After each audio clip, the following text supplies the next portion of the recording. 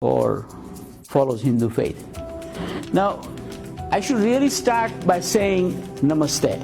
This is the way most people in India will greet each other. So what you do is put your hand together and you say Namaste. And you will in return will say Namaste. Now that's a foreign word, but I'll explain that word Namaste, because if you understand this word, half of my job is over. Okay? Then you can go home and I can go home. Okay? So this word is Namaste.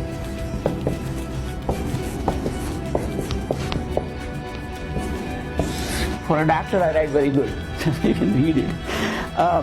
It's a Sanskrit word. It is made up of two words, Nama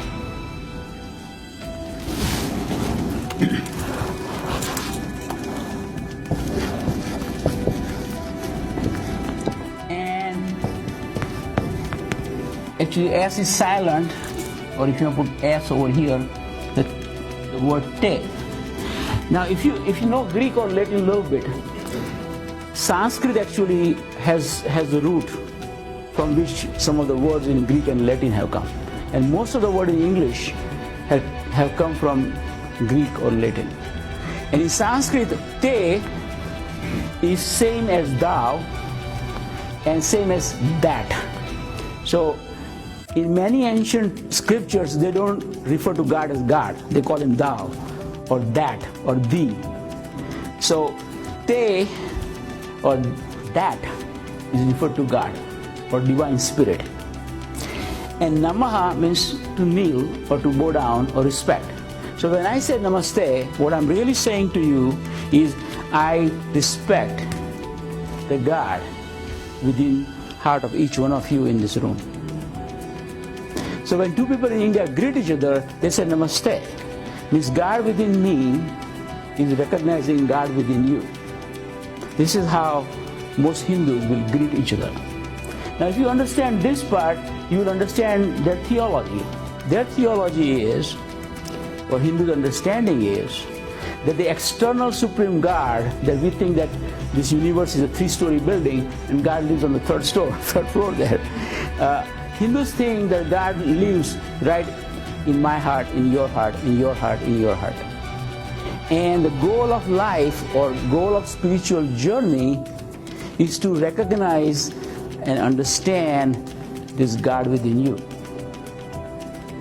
Once you realize that the divinity is within you, then your job is to find divinity within somebody you meet. And then you realize that we both are children of the same divine power. Now, have you ever wondered that when you eat your food, whether it's a vegetarian or chicken or you are cutting it, does your right hand ever cut your left hand? Generally not. When you eat the food is digested in the stomach and then circulates in the blood. So food that was placed in the mouth by the right hand actually brings the nutrition to the left hand also. But does the left hand ever say thank you to the right hand? Why not? The left hand should say, thank you, right hand, you put the food in the mouth, so I got strength. Right? Wrong. Why? Because the left hand says that this right hand is me.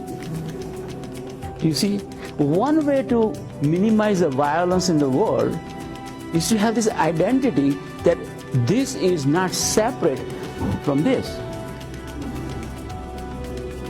When we get pneumonia or bacteria in our body, do you know what our T lymphocytes or white cell counts do? They attack the bacteria and fight. That's how we get high fever. Why? Because the body cells within us see those bacteria as a foreign object and mount an inflammatory reaction. But the moment you perceive something as your own, you don't have inflammatory reaction. If you see that somebody is just part of you, then I would have no fight with him, or he would have no fight with me. If you come to believe that other human being has the same divinity in his or her heart, then really two human beings are not separate except for the external appearance of the body. And that's the essence of Hindu thinking. That's why you never see a Hindu priest come to convert you. That's why Hindu would not say you need to be a Hindu to find the God. Because they say you already are Hindu if you think that you are a divine being within you. Whether you follow the Christian path, whether you follow Islam, you follow Judaism or Buddhism, you are trying to realize that same being somewhere, whether in the textbook or in the mosque or in the church or in the temple or within you. And a Hindu will say, God bless you, good luck, go and find him. And when you do, let me know. Okay? So that is the essential part I want to start with.